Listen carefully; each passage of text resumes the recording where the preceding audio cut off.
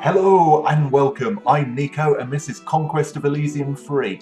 It's great fun, it's an old school turn-based strategy game, it's a roguelike and is hard as nails. I haven't come to the end of the player classes, but there's 17 of them, everything from demonologist to priestess of Baal and my personal favourite, the druid, because I can summon wild boars and who doesn't like that. Demonologist, which sacrifice people each turn, it's really fun. Great interaction between the player classes and the environment. It's really hard. It's completely random, randomly generated world, so sometimes you're going to be lucky, sometimes not so much. It is hard as nails, so let's get right into this and have a look at Conquest of Elysium 3. Okay, let's jump straight into the game. Okay, let's go through all the standard options, and I don't think we're going to play the Jester, we're going to play the Butler and the Knight, because that sounds much more fun. Okay, what have I got this time round? The Voice of El. So, right, so I'm playing like an Archbishop. Right, what do these guys do? You can click on everything and it gives you all the stats here, so yeah, in typical AD&D fashion, but you've got a cleric here, and you've got a bishop, which is just not quite so strong, and a load of human troops up there. So what have we got near us? We've got a farm, and we've got a place, so we'll probably go to the farm to get the resources. As you can see here, farms and hamlets and stuff give you different amounts of gold. And in the side corner bit here, we've got different resources. So we obviously accumulate relics, which seems right. And what's our special power? I haven't played the Archbishop before. I've played Dwarves, which are awesome because you get a female dwarf which can't leave the base because she's enormous. Very funny, very cool. And a regular dwarf to commander. You have cultists, which like worship Cthulhu and always spawn by the sea. You've got priestesses of Baal. You've got enchanters and engineers and knights and Roman senators, and every single race has their own distinct troop type special abilities. It's so varied and very fast playing, so you'll come across them. But I've been playing this for about 2 hours now, and the games don't last terribly long, especially at the beginning, because you will die a lot. And yeah, I still haven't come across all of them. It's got great replayability, like most roguelikes. Now I'm just going to transfer units and grab myself some troops to go wandering with. Leave a few back at the base. Now, let's see.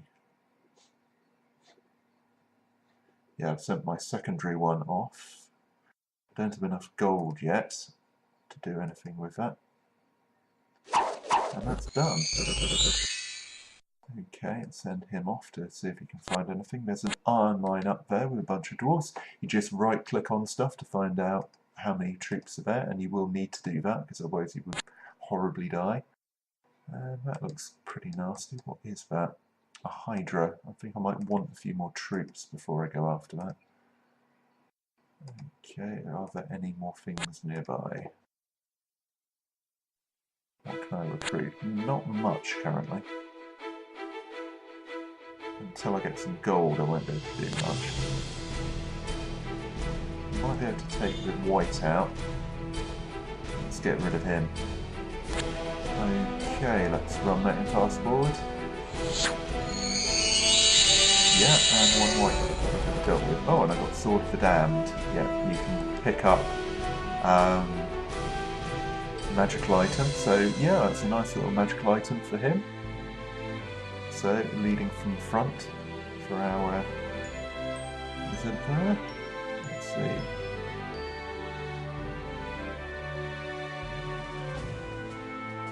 Break the first seal, that kind of makes me think of like the Book of Revelations.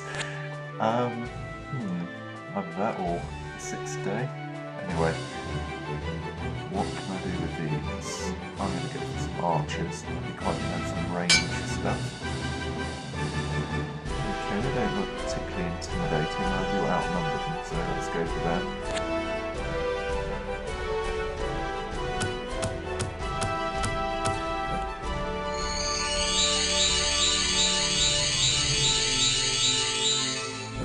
Right, okay, I should go through those pretty quickly. Speed that up a little bit.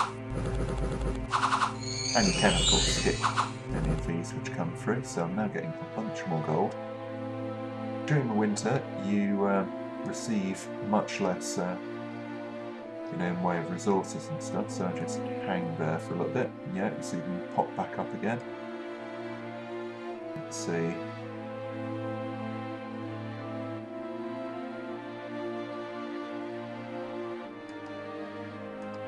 Right, so we can convert them to the faith of El, and that's another one of the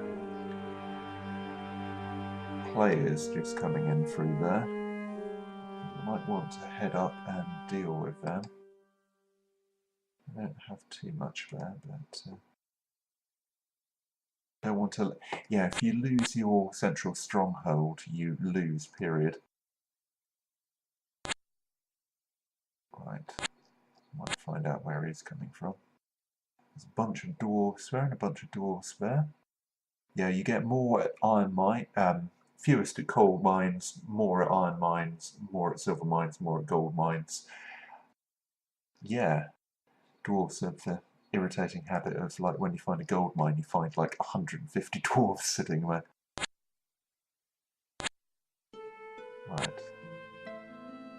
Pop in there, use special power, convert settlement. Not quite sure what that does to the settlement, but never mind. Seems like a priestly thing to do, to convert people to your religion.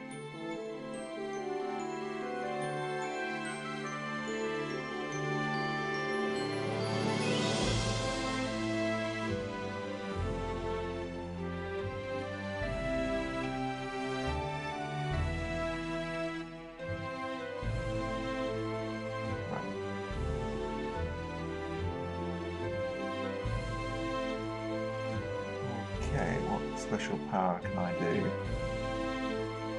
Break the first seal.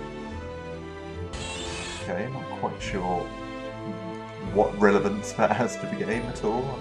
Probably meant to be breaking them, I hope.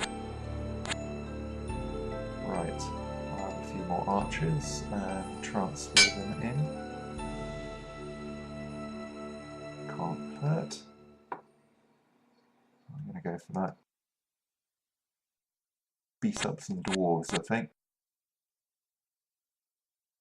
Right.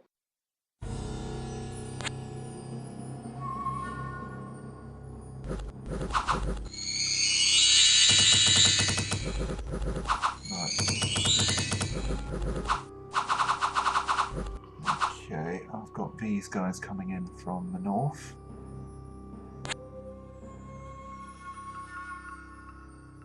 Right, it's got a bunch of, like, wildlife following him around.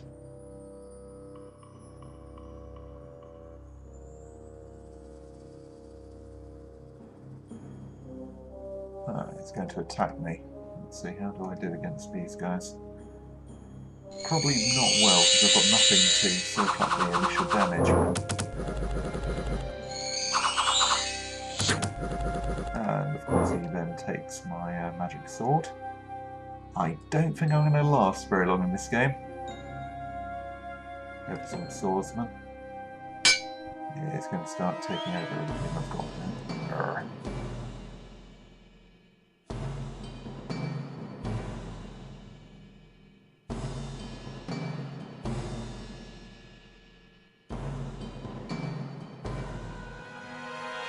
And of course you have independents nicking stuff, like that graveyard's been grabbed by some independent stuff. You find, bizarrely, that you get things like deers and giant snakes and scorpions and all kinds of things turning up and just stealing your stuff.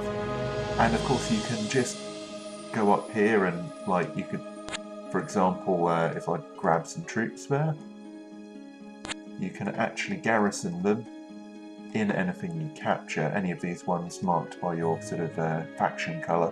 So that works out rather well.